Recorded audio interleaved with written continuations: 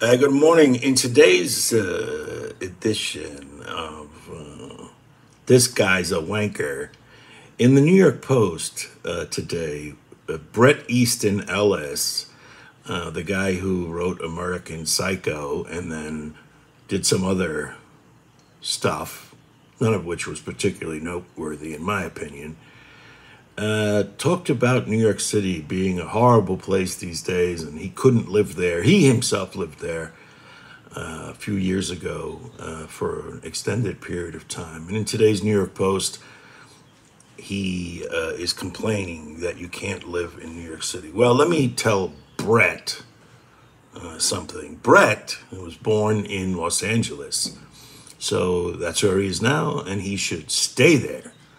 And secondly, just because he lived in New York for 20 years does not mean he has the right to criticize New York City.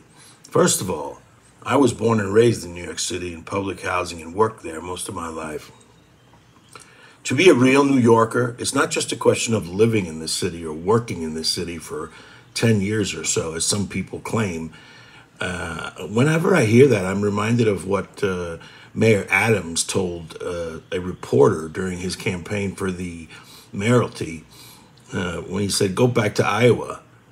Don't tell me how to run New York City." That's exactly right. Mayor Adams grew up in a rat-infested tenement apartment and took his clothes with him to school every day because his family was always under threat of being evicted. I don't like people like Bret Easton Ellis or other people who come to New York City from places like Iowa, God forbid, and then decide that, they know everything and how New York City should be run. You come to New York, there's only one way to be a New Yorker, and I mean from New York City. You have to be born, raised, educated, and work there. That's it. If you come from somewhere else in flyover country, just remember, you're just a guest in the city. And your opinion on New York City and how it's run is irrelevant, and you should mind your own business.